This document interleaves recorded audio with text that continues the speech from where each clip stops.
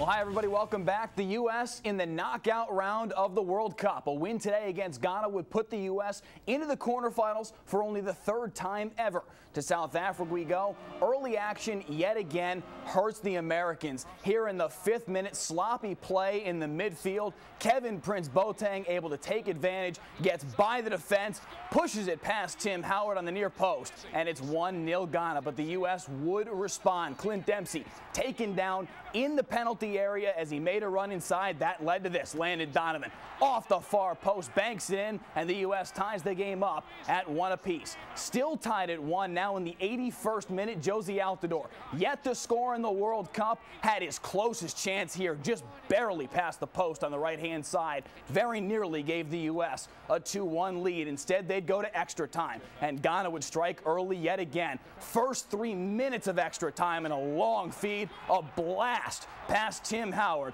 Ghana takes the lead 2-1, and the U.S. can't find an answer. Dejection in South Africa for the U.S. as Ghana wins it 2-1 in extra time. I'm still proud of what I've done. I'm proud of what the team's done. Soccer's a cruel game sometimes. One minute you're on top of the world, and the next minute you're at the bottom of the mountain. It's the way it goes. We got to pick ourselves up and get on with it. It's a stinging, tough defeat. We felt that as we went through the first round that we had gotten to the point where we were ready to go deep into this tournament. We knew Ghana was a good team, and yet tonight we didn't get the job done.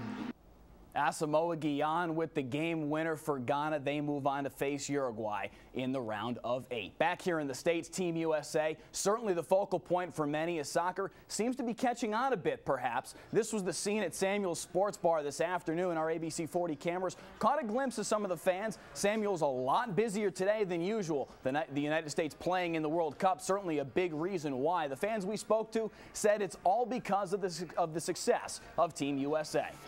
When they had to win to get in, and they scored in the last minute of injury time, I think that hyped a lot of people up. A lot of people were excited.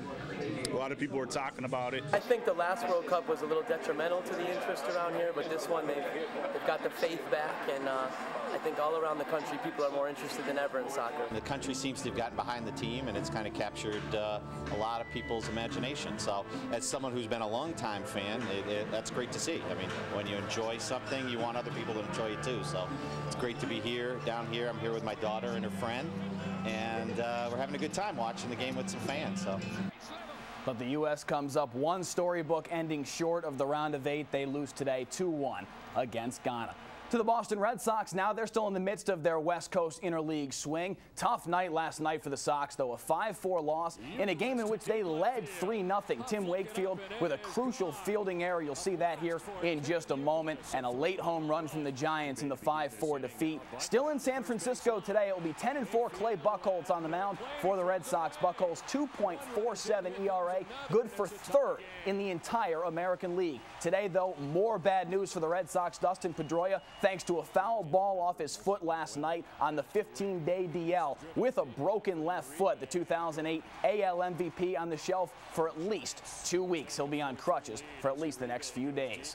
The Red Sox continue to chase the New York Yankees. Yanks at home, on the road last night, playing against the LA Dodgers in their final interleague series of the season. Last night, the Yanks edged the Dodgers 2-1. They have a 3-game lead over the Sox and the Tampa Bay Rays in the AL East. A.J. Burnett on the hill tonight for the Yanks. He'll take on LA's Hiroki Kuroda.